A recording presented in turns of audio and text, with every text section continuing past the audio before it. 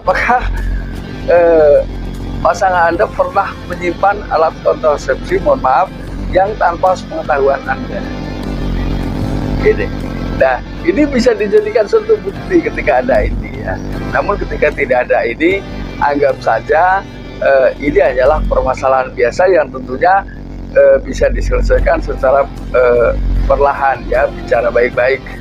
Ya karena ada kalanya perselingkuhan yang bisa sembuh total juga tidak sedikit ya, yang masih suka melakukan itu lagi juga tidak sedikit. Nah, mudah-mudahan ini hanya sekedar gambaran belaka buat sahabat semua, dan mudah-mudahan ini bisa menginspirasi Anda semua agar kehidupan Anda jauh lebih baik ke depan.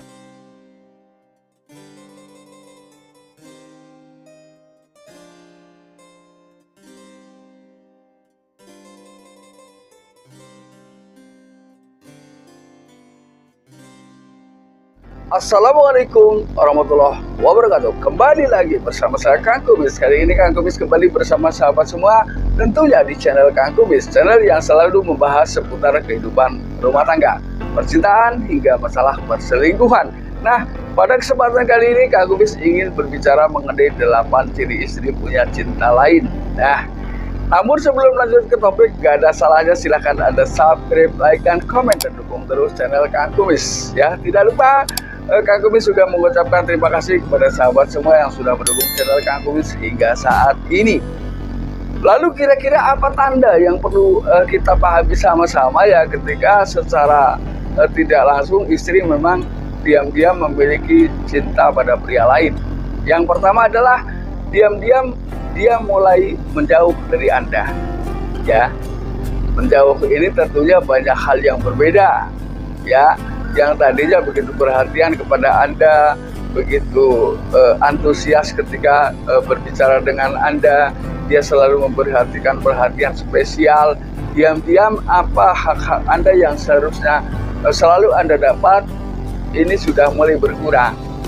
Ini bisa ada kemungkinan seorang wanita sedang memiliki pria lain selain pasangannya. Ini yang pertama.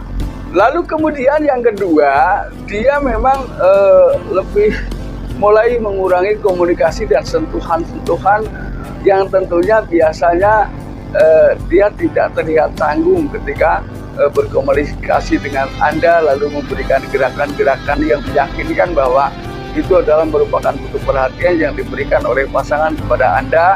Kali ini dia kalau bicara datar dan enggan menyentuh ataupun disentuh oleh pasangan. Ini yang kedua. Lalu yang ketiga adalah menurunnya atau bahkan menghilangnya keintiman. Jadi hubungan terasa hambar.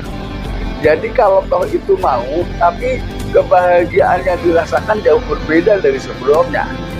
Ya, seakan-akan di dalam melayani si suami ini penuh dengan keterpaksaan. Artinya dia pada saat itu tidak berperan sebagai dirinya, tapi dia memang berperan sebagai orang lain. Ini biasanya seperti itu. Lalu kemudian yang keempat, bisa jadi ketika seseorang untuk menutupi perselingkuhannya, biasanya dia justru berbuat berlebihan yang di luar dugaan. Ketika dia memang baik, baiknya kelewat. Ya, ketika dia memang tidak sukanya terlihat. Ini biasanya seperti itu. Nah, ketika sudah terjadi seperti ini, maka coba Anda diskusikan baik-baik. Apa yang menyebabkan itu semua terjadi? Ketika memang alasannya memang masuk akal, bisa diterima, Anda tentunya tidak seharusnya dong terus-terusan mencurigai pasangan ketika memang alasan-alasan yang dia sampaikan memang masuk akal. Ini. Yang kelima, ini adalah bukan hal baru ya. Biasanya ketika seseorang merasa sudah gerak-geriknya terdeteksi oleh pasangan, dia mulai berulah ya, menuduh seakan-akan pasangan atau si prialah yang selingkuh. Ini semata-mata adalah untuk mengecoh situasi agar seakan-akan bahwa adalah yang bersalah ya, pihak si prialah yang bersalah. Jadi ketika dengan demikian maka secara tidak langsung dia bisa perlahan-lahan menutupi kesalahannya untuk membela diri. Ini biasanya suka ada yang seperti itu.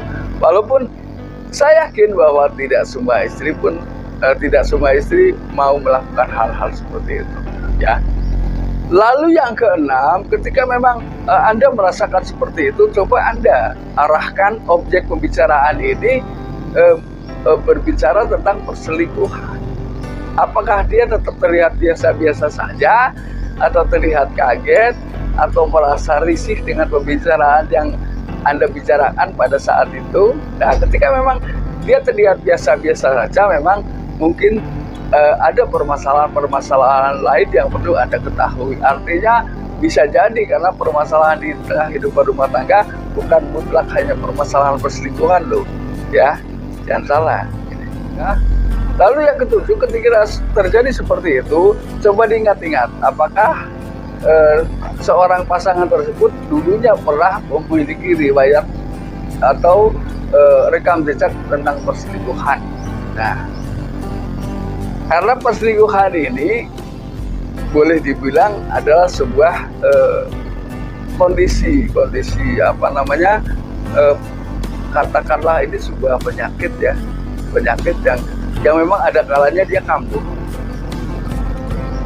Jadi terjadi ada perbedaan kepribadian pada seseorang ketika memang di dalam hidupnya dia sudah mengalami sebuah perselingkuhan. Bisa jadi ini tumbuh permasalahan-permasalahan baru yang hadir pada dirinya, termasuk kebosanan dan sebagainya, sehingga dia terpaksa mengulang hal-hal yang memang dulu pernah dilakukan. Lalu yang kedelapan, coba periksa apakah pasangan Anda pernah menyimpan alat kontrasepsi, mohon maaf, yang tanpa sepengetahuan Anda. Gini. Nah, ini bisa dijadikan suatu bukti ketika ada ini, ya. Namun ketika tidak ada ini, anggap saja ini hanyalah permasalahan biasa yang tentunya bisa diselesaikan secara perlahan, ya, bicara baik-baik. Ya, karena ada kalanya perselingkuhan yang bisa sembuh total juga tidak sedikit, ya. Yang masih suka melakukan itu lagi juga tidak sedikit. Nah, mudah-mudahan ini hanya sekedar gambaran belaka buat sahabat semua. Dan mudah-mudahan ini bisa menginspirasi Anda semua agar kehidupan Anda jauh lebih baik ke depan. Nah, mudah-mudahan bisa bermanfaat dan salam harmonis bersama Kang Kumis. Wabillahi taufiq wal hidayah. Wassalamualaikum warahmatullahi wabarakatuh dan